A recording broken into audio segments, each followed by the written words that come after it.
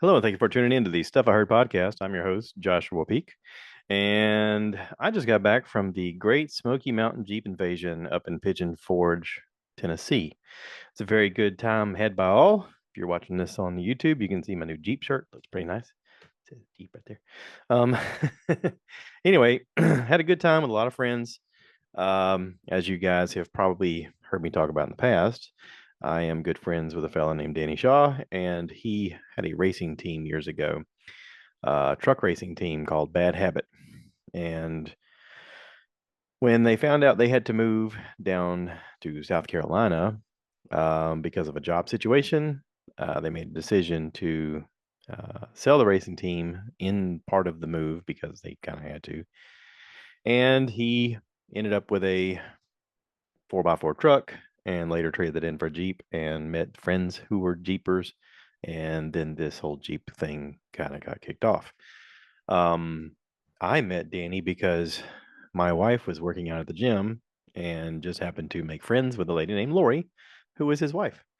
and and my wife was kind of setting me up on play dates with husbands. She was like, "Come on, he's a really nice guy. You should hang out with him." And then I'd hang out with guys and I'd be like, please don't ask me to do that again. That was painful. But this guy I liked. Danny, I liked. He's a nice guy. Real nice guy. Sense of humor, has a can-do attitude. And yeah, before long we were hanging out all the time. So Danny introduced me to other Jeepers. Guys around here like Mike Montrose and Bobby Jiggers and Joe, I can't pronounce his last name. Joe, I don't know how to pronounce your last name, Joe. Sorry. Um, Miranda and Wayne and I mean, geez, Jonathan Weaver and so many people, and my memory's not that great. But here's the point: everybody I've ran into is really nice. It's a nice community. I mean, everybody who's been Jeepers that I've been into contact with has been very nice. Now, granted, they're not all asking me to do stuff because you hear things like as you talk, and it's like that with any kind of group. Like if you're in a motorcycle group and you hear about this group over here doesn't like that group and they don't talk to each other because so and so said this to this person and now they're mad. It's kind of like third grade. Like you hear these things and these little squabbles and you go, okay, sure, whatever. But I mean, that happens in anything in life, right? People are very tribal. They want to stick with their people, the people they feel they have things in common with, or people who have their back at times, the people who help them out. And generally they say, "Hey, if this is how I feel," and everyone goes, "Yeah, okay, that makes sense. I'll feel that way too." And we are tribalistic. We are like that. Um, I just happen to be with a bunch of people who are generally just nice people. Most of the guys that I hang out with are dads, older dads, my age or around my age, and so we're not actually out there trying to like conquer the world or prove anything to anybody. We're pretty confident in who we are, and so it's just about having a good time together, having a good meal, having a good hang. Everybody's got something to offer. Everybody's extremely pleasant to be around, and yeah. So anyway, um, we went to stay for I think Thursday night. Is that right? Wednesday night, Thursday night, Friday night, Saturday night. Came back Sunday. We drove down Wednesday morning, early Wednesday morning, and for us, it's close to a 4.5 hour drive if you go straight from here to there. But we were stopping along the way to pick up people. So every time we stopped, we would be there for 20 or 30 minutes to stretch or use a bathroom or, just talk or whatever. And so we stopped at least every hour. Mike has kind of turned into our tour guide, Mike Montrose, and he he's turned into the, hey, I'm going to try this path or let's go this way. Oh, there's a traffic jam up ahead. I found a way around it. Let's go this way. He's pretty good at that. So we kind of let him do his thing. I've turned into Danny's navigator. So if there's something I can help navigate, I'll try to do that as well. But we got up there Wednesday, probably, I don't know, around 2:30 ish, 3 o'clock, something like that. Um, we dropped our bags, took the doors off, took the top off the Jeeps. Well, Danny's Jeep. Um, and then we rode down to Hard Rock Cafe um, to kind of check it out. Um, we ate dinner first. That's right. We ate dinner at a Mexican restaurant. Can't remember the name of it. Little place that's right near Hard Rock Cafe, not very far. It's a small little place. You can tell it used to be some other kind of fast food place, but the people are very nice and the food is very good. And it's because it's small, there's not like a huge influx of people like rushing in there. So it's kind of turned into one of our favorite little places to eat. And I don't even if I knew the name of the place, I don't want to tell you about it because I don't want you all like hoarding it up and then I can't get into my favorite place. So anyway, had a good meal, went to Hard Rock Cafe, parked. I had brought with me koozies to hand out for the podcast, and I thought I'd brought enough. I took like 200 with me, and I had given out 200 koozies in about 20 minutes. So it took me not very long to hand out a lot of koozies. Pretty much everybody I'd walk up to, start up a conversation. Hey, how you doing? Hey, it's like a free koozie. I'm promoting my podcast. I don't know. Just talking, just talk, talk, talk, talk, talk. And yeah, before I knew it, I was completely handing them all out. So if you happen to receive one of those koozies, congratulations. You are in a rarefied air and you are now a royal member of the free koozie clan. It doesn't actually get you anything, but it is kind of cool to have. And I try to come up with a cool design so that people would at least like to have it in their hands. You don't have to do anything, but just check out the podcast once in a while. It helps me. If you like this, you could give it a thumbs up. That helps as well. So, yeah, it's called a marketing tool. I'm using that marketing tool. So, anyway, handed out a lot of koozies, got to, look at some really cool Jeeps, got to film some stuff and have information, have some video for the YouTube channel and stuff like that. And it was nice. But yeah, we did that for the majority of the evening and we eventually made it back to our room. Um, got settled down, went right to sleep with no problem. Next morning, our plan was to go to the convention center. So Thursday morning is really kind of the day that the convention center thing starts.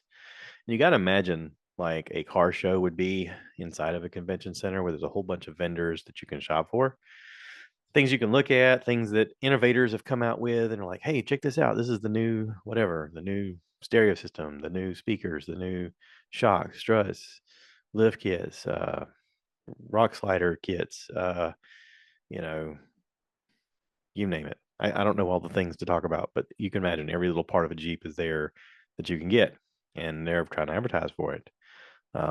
Best Tops was actually a pretty cool little thing that we went to that we filled out some information and got a whole bunch of freebie stuff, which was cool. Moto Built went by there, got a nice T-shirt. They had a good T-shirt, good quality T-shirt.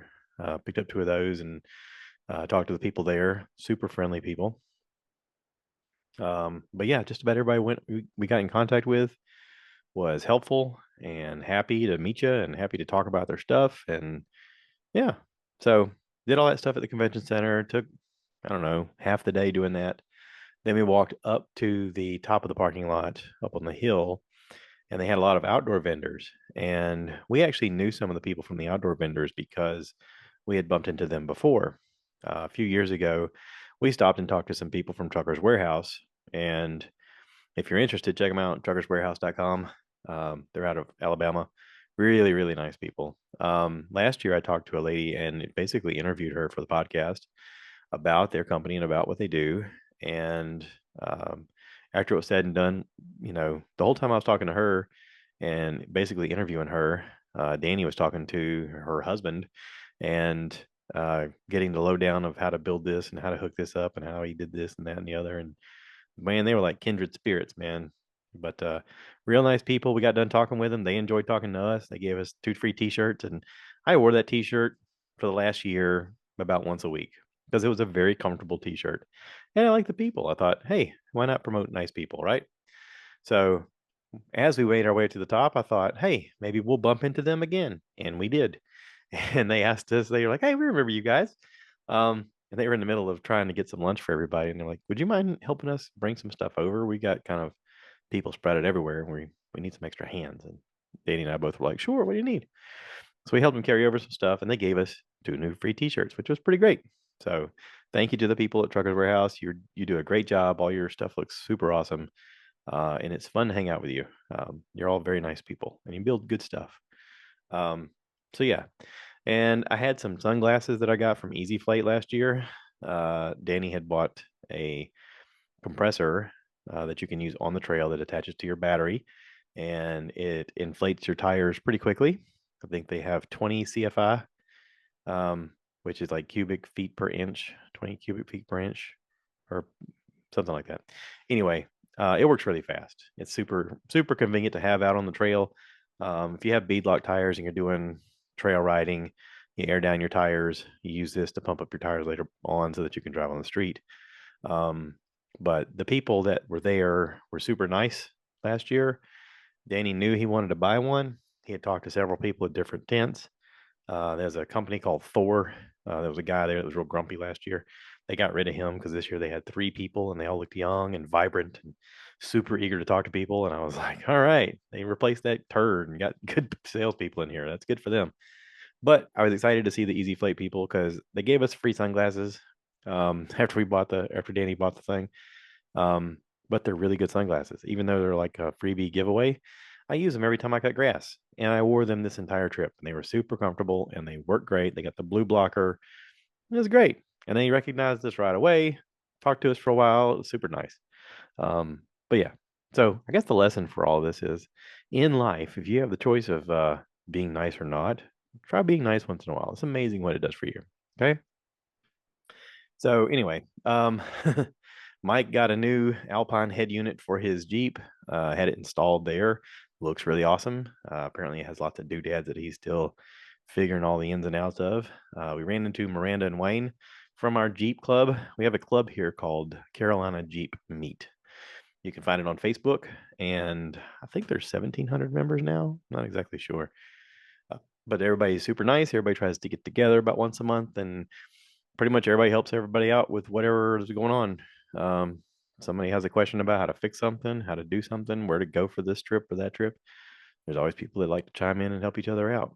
It's not a membership fee kind of club. It's not a paying dues thing. It's not a you have to do this, you have to do that. The basic rule is just be pleasant and between one another and yeah, once in a while meet up and do some stuff. So yeah, check us out. Um, anyway, we had a great day at the show. Uh, we went out and had dinner later on, and the next day, Danny and I had a plan to go to Winrock Park. Thursday night, we had actually gone to the Quaker State and Lube and enjoyed the show and had dinner, and dinner was great, and the show was pretty cool. Got to see lots of cool Jeepers and with their rides, and um, but we knew that there was going to be a lot of people showing up for the weekend because most people had to work during the week. So, like I said, on Friday, Danny and I went to Winrock Park, which is outside of Knoxville. From where we stayed, it was about a 40-minute drive, I think, in total. We were able to stop at a Buc-ee's that was just north of us and fuel up, get some supplies, sandwiches, and whatnot. If you're looking for a cheaper Jeep shirt, they had them there. They were like $17 for a shirt, and they're super comfortable as well. You just got to make sure you get them larger than you are because they are tight and they shrink. So just keep that in mind. Um, I can wear a lot of 2X's, but I got a 3X in that. And I put it on and I thought, wow, this is tight right away. I hope that isn't the case as I wash it. But anyway, um, went to Winrock Park. Happened to bump into a guy named Brian that we met last year on the trail. He's from Indiana. Last year, he was there with his son and his fiance in the back of their two-door Jeep, and they had gone on a trail over by Panther Rock. If you don't know, Panther Rock is kind of a cool site to see. Google it. It actually looks pretty cool. People have used it in commercials. It's basically a large outjutting of a mountainside that looks like a panther's claw and face coming out of the side of the thing. It's really neat looking. But there's a thing where you can drive your Jeep out on this thing and take pictures, and it's really awesome. But to get there is a badge of honor trail. So when I heard this, I asked Danny, I said, what does that mean, badge of honor? And he said, well, basically, badge of honor trails are made so that you could technically go out there with a Jeep from the showroom and drive these trails and earn this badge of honor. It may take some winching, possibly, or just some really expert driving, but you can get these badge of honors for doing the trail. And this trail 51 was one of those. And we did that. So he got a badge from that last year. And when we left that trail, that's when we met Brian. And Brian talked to us about the fact that he'd been there several times. And he was like, oh, you got to check out this part of the park. This is what you want to see. So he had us go check out some other parts that were really awesome. And we enjoyed it so much. We did it again this year. But yeah, right down Trail 22 is where we met them again. And it was really cool to meet up with them because their son, after they had done the trip, him and his, I guess, fiance, wife, whatever, uh, went out and the very next weekend showed up in a Rubicon. And they brought it with them and they wanted to do the trails. And yeah, it was great. We bumped into them a couple times. So pretty neat seeing those guys. Met some new guys from another club out of Myrtle Beach. They actually help organize the Jeep Jam that happens in October. And it was really cool to hang out with them. They helped Danny do something with his Jeep on a rock climb thing that was difficult. Danny wanted to try it, and they were like, "Oh, try this, try that," and they were super helpful and super friendly. And I actually made a YouTube video where I told Danny, I said, "All right, this is a video for us to remember future us, but this is what the club was called, and I forget what it's called, something like Trails, Carolina Trail, I don't know, Carolina Trail Community." I have to watch the video to remember what it was. I'm sorry, guys. I don't remember off the top of my head, and I didn't make a note. I'm kind of doing this in a hurry. So if you couldn't tell, I'm kind of talking fast. But anyway, Windrock Park is 73,000 acres of breathtaking scenery. There is off-road trails, mountain biking trails. The park there has a full-service campground, a general store. They're open 24 hours a day, 7 days a week. Um, it's beautiful. It's beautiful up there. Um, yeah, it's one of my favorite places we've been in the Jeep. Um, I have told Danny a couple times that I really feel like if I got my wife up there, she would totally enjoy it. But not only would she enjoy it, she'd want to drive one of those side by sides on these trails because that's pretty cool. You can rent side by sides there, and or she'd want to drive the Jeep. I mean, this is the kind of place where you want to play, especially if you've got the ability to. But they also have a mountain biking area that they're building onto. They're adding stuff. And we happen to see them building this cool looking jump off of this high elevation onto a ramp type of thing. And I was like, man, this is so awesome. If you were into like BMX off-roading and stuff like that, this would be the ticket. So anyway, it was pretty cool. Got done there as the sun was going down. We were heading back into town, met up with our friends again at Quaker Steak and Lube. Had a little fun interaction, talking to different people and filming stuff and just, camaraderie and whatnot. Um, so yeah, Saturday, our only plan Saturday was to not have a plan. We literally said, let's just get up and talk about it. Let's have breakfast at Applewood. Applewood's this great little country breakfast place. Let's have breakfast at Applewood and let's talk about what we want to do the next day. So we did. And what we decided on was to try to find somewhere where we could put our feet in the water.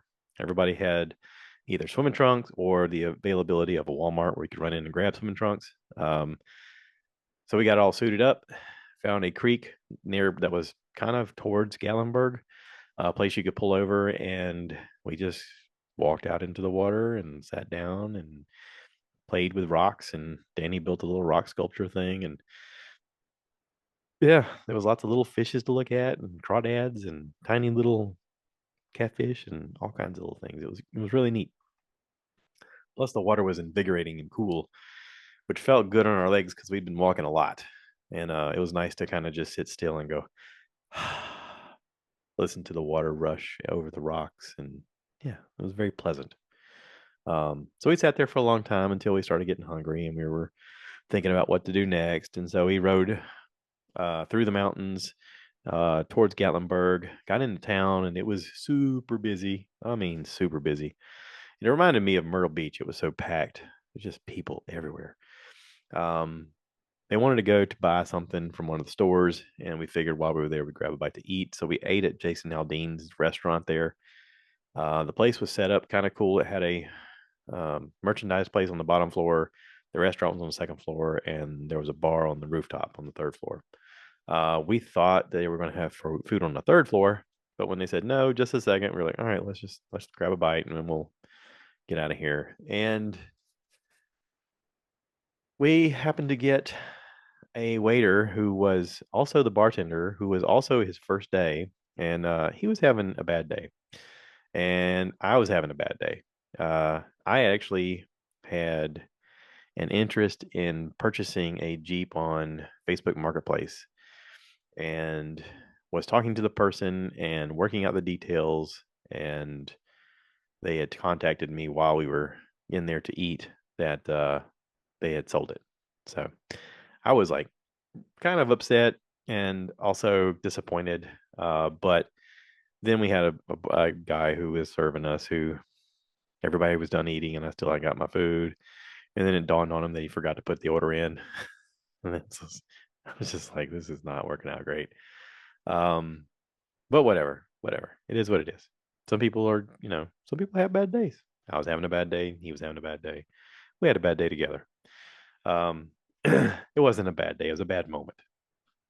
So anyway, we left there and got back into town, and they had mentioned going out to eat somewhere else. By the time we'd gotten around to eating, I was like, it doesn't matter.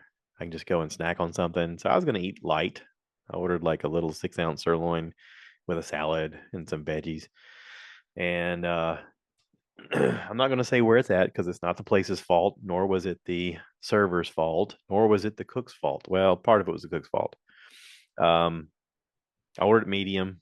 When I got the little 6-ounce sirloin served to me, it was like a hockey puck. So I was like, hey, I can't eat this. No, this is not edible. She apologized. She went back. She said, I'm gonna put in another order. And about 30 minutes later, which you wouldn't think putting in another order for two 6-ounce. Well, I got one and Danny got one. 6-ounce sirloins would take 30 minutes because I think it takes about, I don't know, 10 at the most. I mean, I'm guessing how hot their grill is, but it shouldn't take 30 minutes.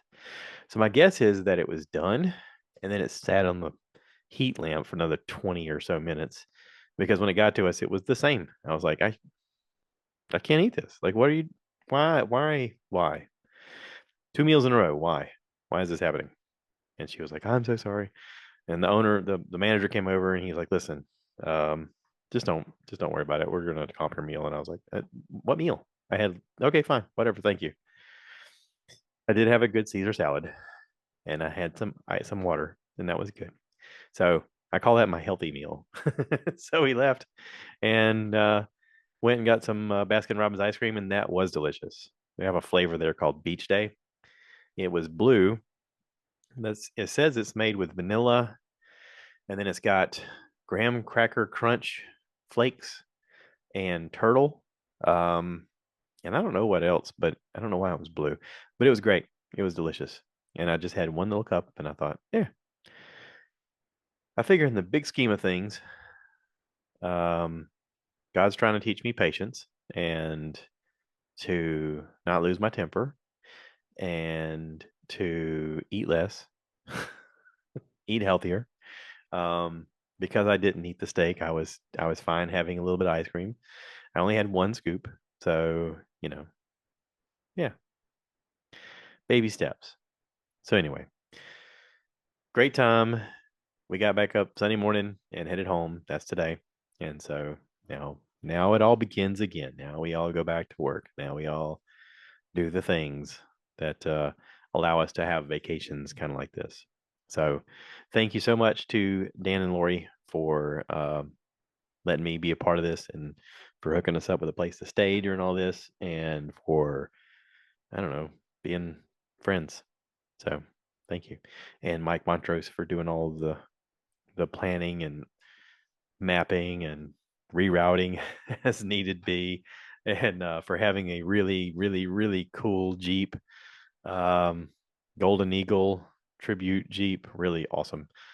He won runner up best in show for his division. Uh, I'm surprised he hasn't won that competition. He wins a lot of competitions around here, but this is a much bigger stage. and he got runner up, which is a pretty big deal. And he got interviewed by a thing. I got to look it up because it's kind of a big deal. It's going to be on the internet or TV or something.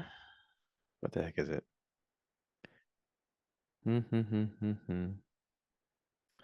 It is called Car Show, LOKAR Car Show. He got interviewed. He got mic'd up and interviewed for it, and they told him it's going to be on Motor Trend TV, MAV TV, possibly all these things, and YouTube. So it's supposed to air on September the 15th, Sunday at 8 a.m. on Motor Trend, and then on MAV TV, September 18th, Wednesday, 11:30 and or 8:30 a.m. and 11:30 or I'm sorry, p.m. 8. Let me start over. MAV TV, September 18th, 8:30 p.m. and 11:30 p.m. Yeah, there you go. So check it out. You'll get to see Mike in his really beautiful Golden Eagle tribute Jeep. So anyway, Bobby, big love. Jonathan, love you, dude. Everybody, great time. Really great time. I can't wait to hang out with you guys again. So thanks for listening. Thanks for being a part of this. I appreciate every one of you. And if this is your first time listening, it's not all like this. It is his stuff I heard. So I talk about literally anything. I did want to talk a little bit about Robert Kennedy Jr. joining Trump. That was pretty cool. That was a big deal. Definitely got my vote now. So yeah, um, pretty awesome. So anyway, thank you for listening. Thank you for being a part of this. And as always, cue the cow.